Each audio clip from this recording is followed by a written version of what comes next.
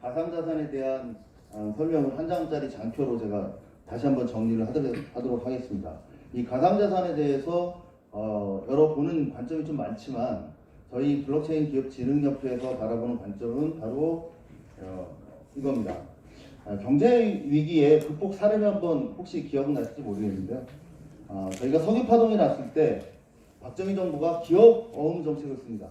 기업어음이라는 건 오늘 기업이 결제할 금액이 10억인데 어음을 발행하면 현금 10억이 나오면서 그 현금 10억에 대한 캐시플로우를 가지고 다른 사업에 추진할 수 있다는 장점이 있었습니다.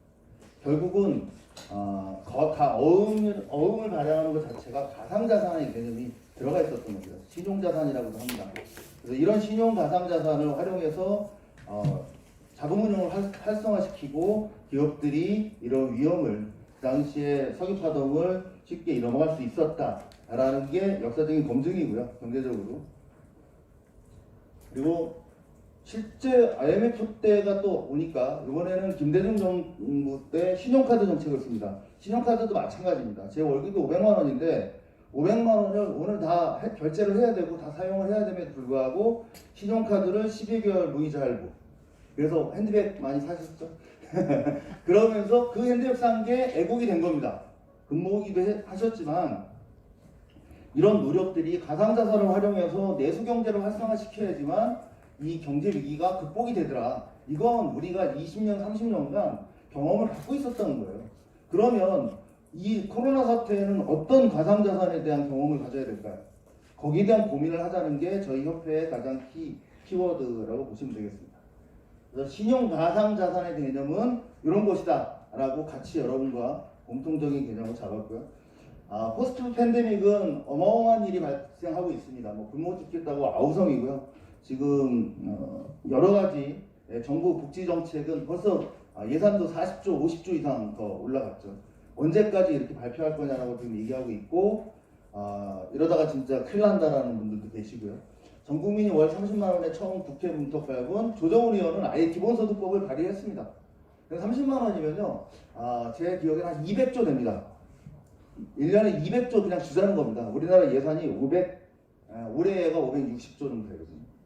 그냥 막 나눠주자는 거죠. 과연 이게 맞느냐? 가상자산이 이게 맞느냐? 이 가상자산이 아까 신용카드나 기업어음과 같을까요? 그런 고민을 좀 하셔야 될 것 같습니다. 그래서 이후에 수출은 위축될 거고요. 왜냐면 지금 현재 뭐 비행기도 못 가고 있으니까 대량 실업이 그리고 재취업이 산업구조조정이 강력한 서민 경제 위기가 2020년은 정신 못 차릴 때였고요. 2021년부터는 어마어마한 일이 발생할 겁니다. 경제학들이 이 아예 경제학적 그래프를 포기하고 있을 정도입니다.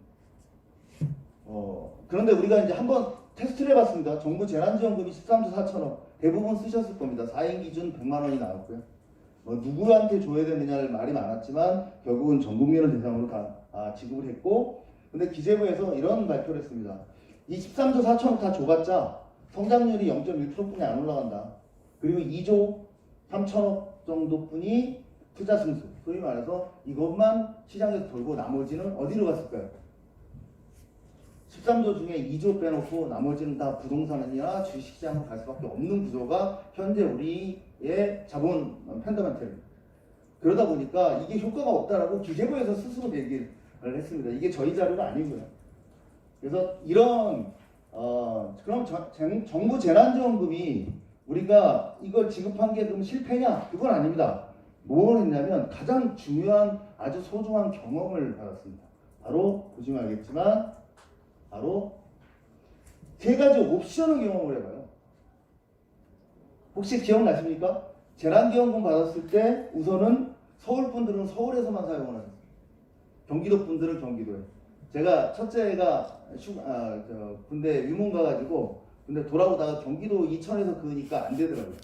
저도 받았었거든요. 그만큼 우리도 모르게 지역사회 제한이라는 옵션을 경험해갖고, 두 번째로 그 당시에 8월 30일까지 사용했어야 됩니다. 왜? 내수진작이기 때문에 돈 받고 저축해놓지 말자는 거예요. 일본이 그래가지고 별 효과가 없었었죠. 20년 전에 100만 원씩 다 돌려줬는데 거의 안 쓰고 저축하시는 바람에 별 효과가 없더라. 그리고 세 번째가 사용처가 제한됐습니다. 앞에 마트는 되고 홈플러스는 안 됐습니다. 대기업들은 안 됐죠.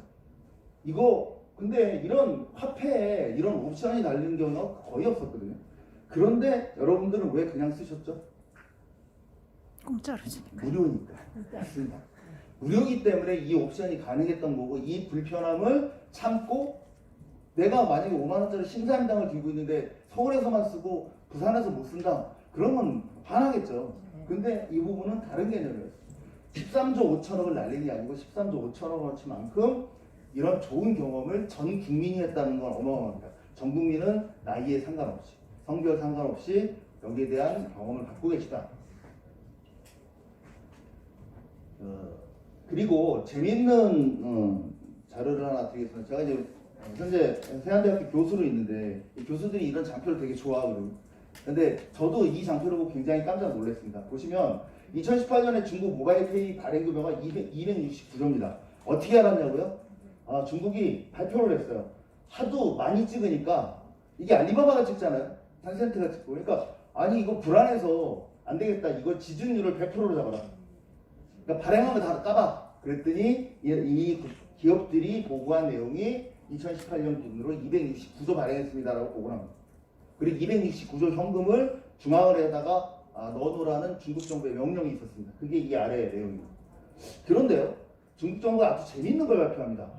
이 269조를 트래킹을 해보니까 3경 4천조 정도의 경기 부양 효과가 있더라.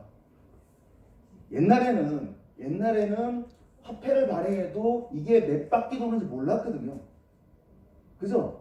뭐 한 3번 정도 돌다가 국민은행 간다 정도, 뭐 한국은행으로 돌아온다 정도는 알고 있었는데 그것도 예측이었습니다. 그런데 중국에서 이제 본인들이 회전율을 책정을 하기 시작합니다.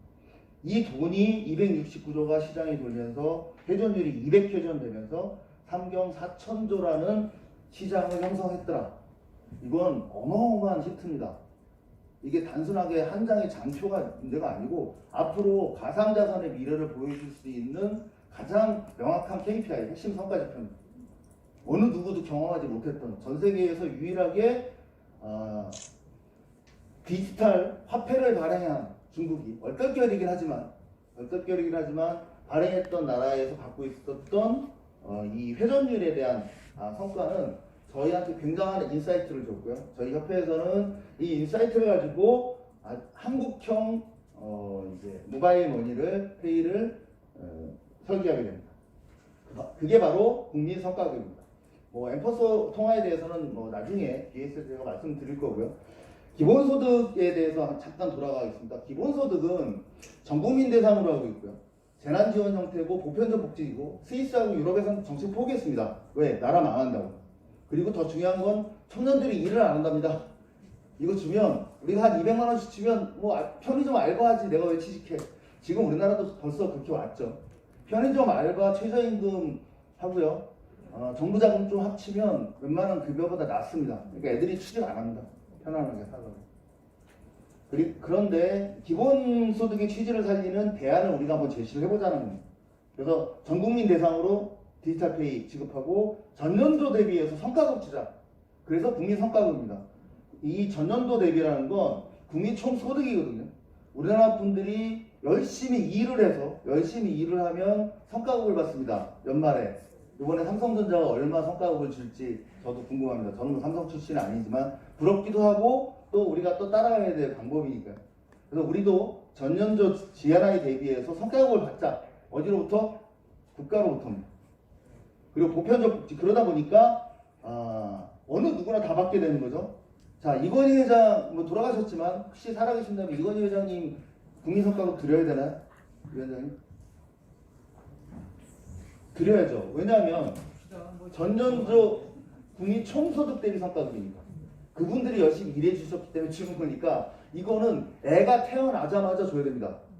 왜? 아이가 태어나는 순간 우리 내수 경제 어떻게 바뀌죠? 기저귀 팔리죠. 근육과 팔리죠. 어마어마한 아이 하나가 지금은요 결혼하면 애국이고요. 애기 낳으면 건국입니다.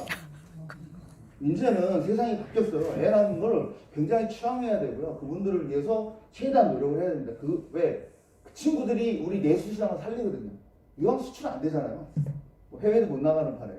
그래서 국민의 노동 가치도 상승된다. 왜 노동 가치가 상승될까? 작년에 일한 만큼 주는 겁니다. 나 그냥 놀려고가 아니고. 그래서 올해 만약에 GNI가 반으로 떨어졌다, 내년에 반으로 떨어집니다. 네. 이런 성과급을 설계를 했고요. 그래서 가장 중요한 건 프라이드입니다. 아까 보시면 알겠지만 기본소득은요, 좀 약간 과격하게 말하면 거지한테 주는 겁니다.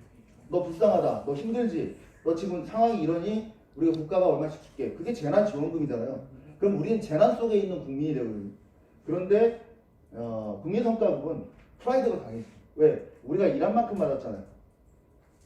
우리가 일한 만큼 받는 게 얼마나 프라이드가 있습니까?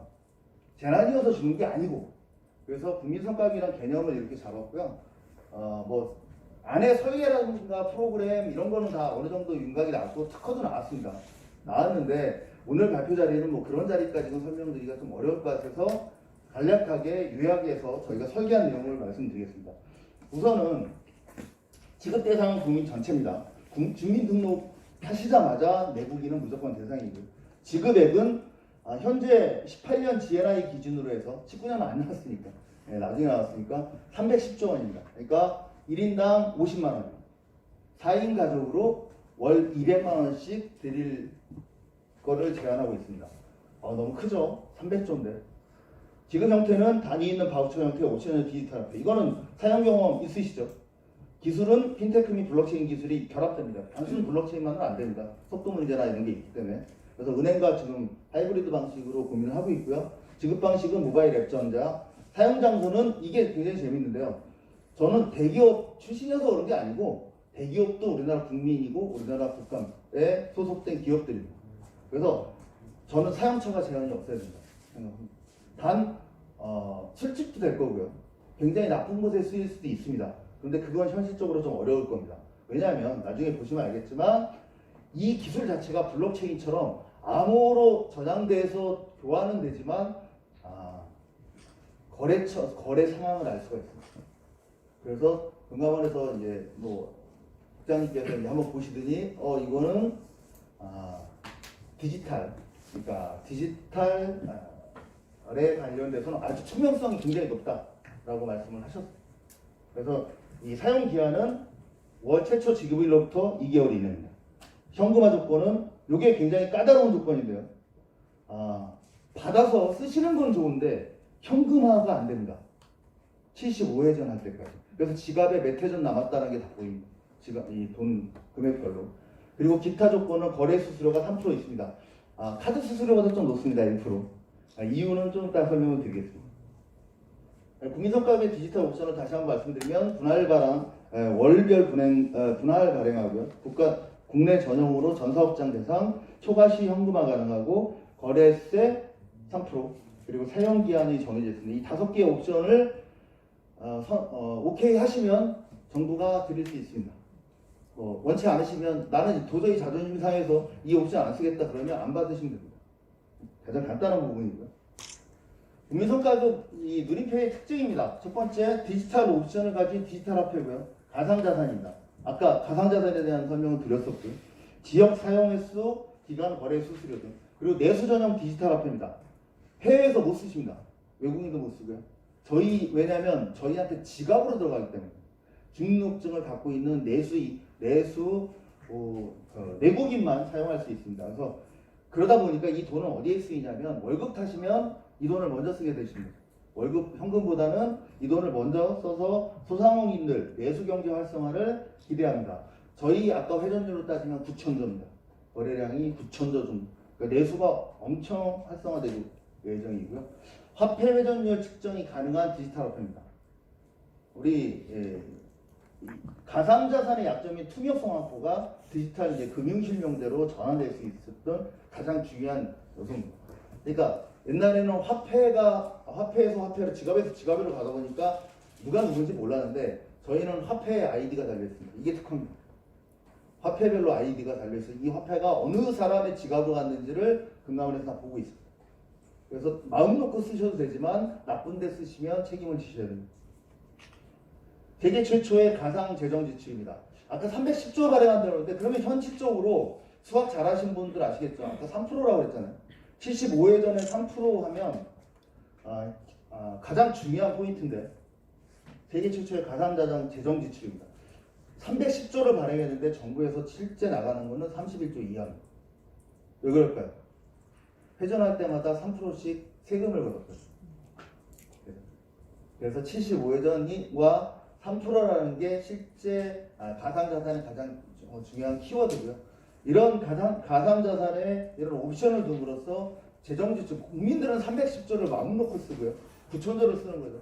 마음 놓고 쓰고 국가는 30조 정도의 그러니까 디지털 재정지출 지원금, 정부 지원금의 한 2배 정도 되는 지출 정도로만 가지고도 이런 효과를 볼 수 있다. 뭐 소위 말해서 기본적으로 행복한 사회다, 서민들이. 그리고 4인 가족으로 한 200만 원이면은 2,400만 원인데요.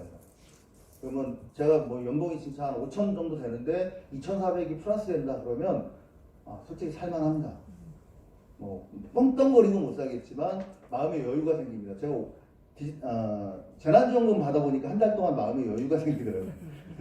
여러분들 기억나실 겁니다. 만약에 4인 가족으로 200만 원 들어오면요, 우선 먹고 외식하고 문화생활하는 데 여유가 생깁니다. 그게 가장 키입니다. 그래서 이런 국민성과급을 이제 제안하게 됐습니다.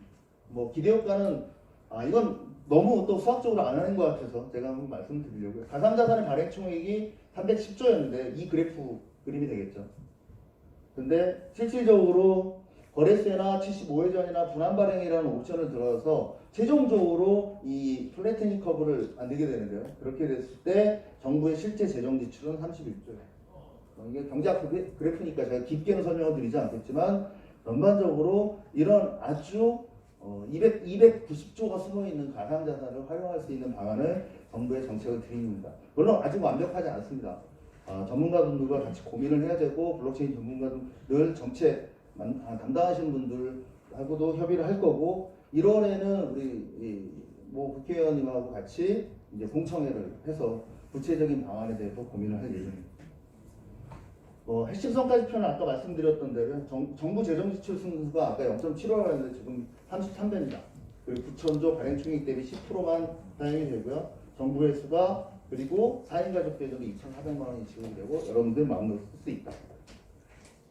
뭐 이런 형식의 이제 누린페이가 코로나 경제 위기를 극복하는데 아주 큰 힘이 되기를 기원드리면서 이렇게 발표를 하고 질문은 좀 이따 토론회 시간에 혹시 궁금하신 분 받도록 하겠습니다. 수고하셨습니다.